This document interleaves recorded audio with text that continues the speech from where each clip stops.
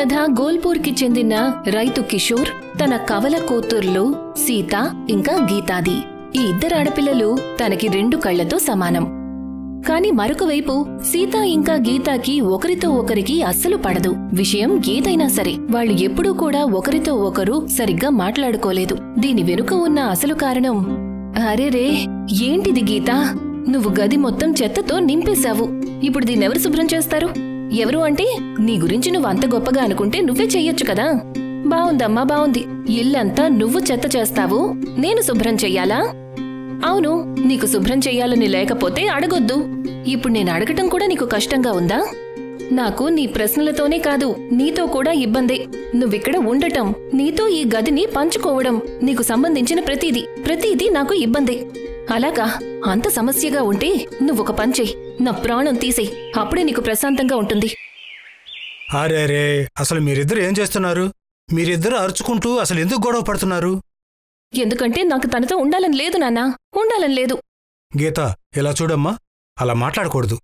సీత నీ తోడబుట్టింది. మీరిద్దరు కమల పిల్లలు. మీరిద్దరూ కలిసి ఉండడం కోసమే అలా పుట్టారు. మీరు చెప్పింది నిజమే, కానీ ఈ విషయం మీ ఇద్దరికీ అసలు అర్థం కావడం లేదు కదా. మీకు తెలుసా అందరూ మమ్మల్ని చూసి ఎలా మాట్లాడుకుంటారో? వాళ్ళకి మేం మనుషుల్లా కాదు, విచిత్రమైన జంతువుల్లా కనిపిస్తాం. అది కాదమ్మా. లేదు నాన్నా, దీని గురించి మాట్లాడాలని లేదు. మీరు మమ్మల్ని ఎంత ప్రేమగా అయినా చూడొచ్చు, కానీ మీ ప్రేమ మా బాధను అస్సలు తగ్గించదు నాన్నా. గీత మాటలు విన్నాక కిషోర్ దిగులు చెందుతాడు. నిజానికి విషయం ఏమిటంటే, సీత ఇంకా గీత చూడ్డానికి మాత్రమే కవలలు కాదు, వాళ్ళిద్దరి శరీరం కూడా ఒకరితో ఒకరికి అతుక్కునుంటుంది. ఆ కారణంగా అందరూ వాళ్లకి భయపడతారు. వాళ్లది అసుర రూపమని అంటారు. వాళ్లతో ఎవ్వరూ స్నేహం చెయ్యరు. అందుకని సీతా గీత వాళ్ల పరిస్థితికి చిరాకు పడుతూ కోపంగా ఉంటారు. ఇవన్నీ ఉన్నప్పటికీ కూడా, భార్య లేనప్పటికీ కిషోర్ తన కూతుర్లనెంతో ప్రేమగా పెంచుతాడు, పెద్దవాళ్లను చేశాడు. నాన్నా, నాన్నా, చూడండి మేమిద్దరం కలిసి మీకోసం ఏం చేశామో. బావుంది. ఈ కుర్తా నిజంగా చాలా చక్కగా ఉంది. అవునా? భలే, మీరిద్దరైతే అచ్చం మీ అమ్మలాగానే దీనిని కుట్టారు. ధన్యవాదాలు నాన్నా. ఇదిగో ఈ విధంగా ఉంటుంది కిషోర్ ఇంకా తన ఇద్దరు కూతుర్ల ప్రపంచం. ఇంత చక్కటి కూతుర్లు ఉన్నప్పటికీ కూడా బయట వాళ్ల నుండి వాళ్లకెప్పుడు కూడా ద్వేషమే లభించింది. అప్పుడే నాన్నా, నాన్నా. ఏమైంది? ఎందుకంత గట్టిగట్టిగా పిలుస్తున్నారు? నాన్న, ఈ పాంప్లెట్ చూడండి. మా కాలేజ్లో డాన్స్ పోటీ ఉంది నాన్నా, నేనందులో పాల్గొంటున్నాను.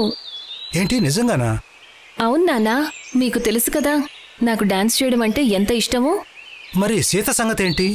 సీత సంగతి ఏంటంటే ఏంటి, తను కూడా నాతో డాన్స్ చేస్తుంది కదా. ఏంటి, చేస్తావుగా? తప్పకుండా. పోనీలే, మంచిది. ఇలాగా ఎప్పుడూ ఒకరికొకరు తోడుగా ఉండాలి. సరే నాన్నా. మొత్తానికి సీత ఇంకా గీతాలో డాన్స్ పోటీ కారణంగానైనా సరే స్నేహం ఏర్పడింది. నిజానికి సీతకి డాన్స్ చేయడం అంత ఇంట్రెస్ట్ లేదు, కానీ తన సోదరి గీతా కోసం తనేం చేయడానికైనా సిద్ధపడుతుంది. ఇంకేముంది, చూస్తూ చూస్తూ సీత ఇంకా గీతల ఏర్పాట్లు మొదలవుతాయి. ముందు నేను నీకు ఏం చెప్పాలి అంటే, నీకీ విషయాలలో ఎటువంటి ఆసక్తి లేదు అనేది నాకు తెలుసు. కానీ ఇవన్నీ నువ్వు నాకోసం చేస్తున్నావు, నా సంతోషం కోసం. దానికి నేను నీకు రుణపడి ఉంటాను. ఓహో గీతా, తోడబుట్టిన వాళ్లతో రుణం గురించి మాట్లాడకూడదు. సరే సరే, ఇక చాలాపే. నేనెలాగైతే నేర్పిస్తానో నువ్వు అలాగే చెయ్యి. నీ కుడి చేతిని ఇలా గుండ్రంగా తిప్పి ఇలా భుజం మీద పెట్టుకోవాలి. ఇలా తిప్పాలి, భుజం మీద. గుడ్. ఇప్పుడు తర్వాత. భలే భలే. గీతా ఇంకా సీత తమ శారీరక బలహీనతను ఏమాత్రం పట్టించుకోకుండా హుషారుగా ముందడుగు వేస్తారు. ఇద్దరూ రోజూ లేస్తారు, కాలేజ్కి వెళ్తారు, చదువుకుంటారు. సాయంత్రానికి తమ పనులన్నీ పూర్తి చేసుకుని డాన్స్ కి ఏర్పాట్లు చేస్తారు. మొత్తానికి పోటీ జరిగే రోజు రానే వచ్చింది. అప్పుడే చూస్తున్నారా ఫ్రెండ్స్, ఎవరొస్తున్నారో? మన ఈ గ్రేట్ కాలేజీకి చెందిన ఇద్దరు గ్రేట్ నర్తకినులు, గీతాదేవి ఇంకా సీతాదేవి. నువ్వు సరిగ్గా చెప్పావు రాకేష్. వీళ్ళిద్దరూ మన కాలేజీకి చెందిన గ్రేట్ డాన్సర్స్. నీకు తెలుసా, వీళ్ళిద్దరూ నేషనల్ పార్టీ డాన్స్ కల్చర్లో కూడా పార్టిసిపేట్ చేస్తున్నారు. కానీ విషయం ఏమిటంటే, వీళ్ళిద్దరు స్టేజ్ మీద ఏం చేస్తారు? నీ గురించి నువ్వు అసలు ఏమనుకుంటున్నావు? మేమేం చేసినా ఎలా చేసినా దాని గురించి నీకెందుకు? మై డియర్ ఫ్రెండ్స్, ఇలా చూసారా, గీతాదేవి కోపం వచ్చేసింది. చూడండి, నువ్వెక్కువగా మాట్లాడుతున్నావు. ఏంటి, నేను ఎక్కువగా మాట్లాడుతున్నానా? నువ్వు మాట్లాడట్లేదా మరి? నేను కల్చరల్ టీంకి హెడ్ని. నేను చెప్పాను కదా మీరిద్దరూ కూడా ఈ పోటీకి దూరంగా ఉండాలని. అయినా సరే మీరిద్దరూ కూడా నేను చెప్పేది వినిపించుకోనేలేదు. ఇది ఒక పోటీ, అది కూడా డాన్స్ పోటీ. ఇక్కడ డాన్స్ చేయాల్సి ఉంటుంది. అది మీ ఇద్దరి వల్ల కాదు కదా. మీరేమనుకున్నారు? మీరిద్దరూ అతుక్కున్న మీ శరీరాలతో ఏం చేసినా సరే అందరూ మిమ్మల్ని చూసి చప్పట్లు కొడతారనా? ఒకసారి మీ చుట్టుపక్కల చూడండి. మీకంటే చక్కగా ఉన్న అమ్మాయిలు ఈ పోటీలో పాల్గొంటున్నారు. కానీ మీరు అనుకుంటున్నారు మీరు వాళ్ళ ముందు నిలబడగలరని. అస్సలు కుదరదు. ఇప్పటికీ మించిపోయిందేమీ లేదు. ఈ పోటీ నుండి బయటికి వెళ్ళండి.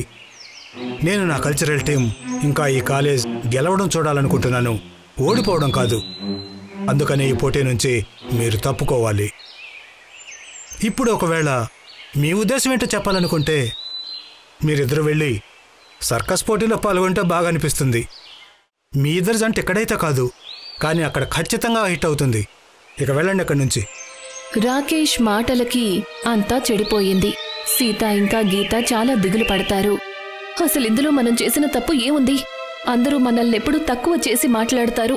మనం ఏమైనా అన్యాయం చేశామా? ఎందుకిలా మాట్లాడతారు? అమ్మా, మా శరీరాలు పుట్టుక నుంచి అతుక్కుని ఉన్నాయి.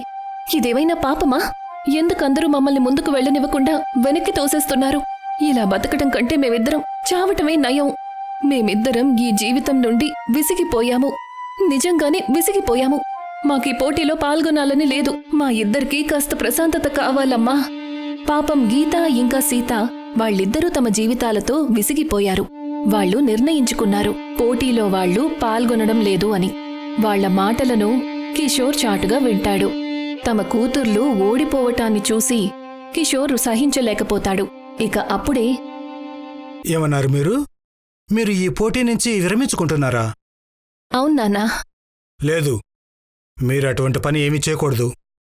కానీ నాన్నా, నేనేమీ విందాల్చుకోలేదు. నాకు మీ ఇద్దరి గురించే తెలుసు. మీరిద్దరూ అంత సులభంగా ఓటమిని అంగీకరించేవారు కాదు. మీరు ఒకవేళ అలా చేస్తున్నారంటే దానికి ఖచ్చితంగా ఏదో కారణం ఉండే ఉంటుంది. ఆ కారణమేంటో అది నాకు కూడా తెలుసు. ఎవరో అన్న మాటలకు ఓడిపోవడం మీ ఇద్దరికి కూడా నేను ఎప్పుడూ కూడా నేర్పలేదు. కానీ నాన్న, రాకేష్ అన్నది కూడా నిజమే కదా. మా ఇద్దరిని స్టేజ్ మీద ఎవరు చూస్తారు? మా టాలెంట్ని చూడ్డానికి బదులు అందరూ మమ్మల్ని ఎగతాళి చేస్తారు. కానీ నువ్వు ఎవరో రాకేష్ అన్న మాటలకి ఎందుకింత ప్రభావితం అవుతున్నావు? చూడు, నేను ప్రతిరోజు కష్టపడి పొలం పనులు చేసి చదివించాను. మీరేమో ఎవరో అన్న మాటలు విని మిమ్మల్ని మీరు నిందించుకుంటున్నారు. వద్దమ్మా, ఇది చాలా తప్పు. రాకేష్ అన్న దాని ప్రకారం మీరిద్దరూ ఓడిపోవచ్చేమో. మిమ్మల్ని చూసి నవ్వచ్చు, నవ్వేవాళ్ళని నవ్వుకోనివ్వండి, వాళ్ళ పనే అది కదా. కానీ ఆ సమయంలో మీరు ఓడిపోయిన తర్వాత కూడా ఎంతో కొంత ప్రశాంతత మీకుంటుంది. మీరిద్దరూ కూడా ప్రయత్నించినందుకు అప్పుడు అందరూ నవ్వినా కూడా మీ మీద ఎటువంటి ప్రభావం కూడా పడదు. మీరు సరిగ్గా చెప్పారు నాన్న. మేము ప్రయత్నం చేయాల్సిందే. మేము ఓటమిని అంగీకరించాం. ఒక విషయం ఎప్పుడూ కూడా గుర్తుపెట్టుకోండి, అందరికంటే వెనకబడి ఉన్నవాళ్లు ఎప్పుడు ఓడిపోరు. ఎవరు ఓడిపోతారంటే ఎదుటి వాళ్ళనే ఆ మాటల్ని విని వెనకడుగు వేసేవాళ్లు.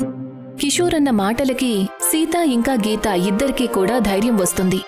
ఇద్దరూ ఎంతో హుషారుగా ఏర్పాట్లను మొదలు పెడతారు. మరుసటి రోజే పోటీలో వాళ్లు పాల్గొంటారు. నిజానికి సీత ఇంకా గీత చక్కగా డాన్స్ చేశారు. కాని వాళ్లు గెలవలేకపోయారు. కాని దానివల్ల వాళ్లు ధైర్యాన్ని కోల్పోలేదు. నిజానికి వాళ్ళిద్దరూ మొదటిసారి స్టేజ్ మీద ఆత్మవిశ్వాసంతో డాన్స్ చేశారు. అప్పుడే జనాలలో నుంచి వాళ్లకి చప్పట్లు, ఈలలు వినిపించాయి. ఇవాళ మొదటిసారి వాళ్లకి వాళ్ల నిస్సహాయత ఉన్నప్పటికీ అందరి నుండి బోలెడంత ప్రేమ దక్కింది.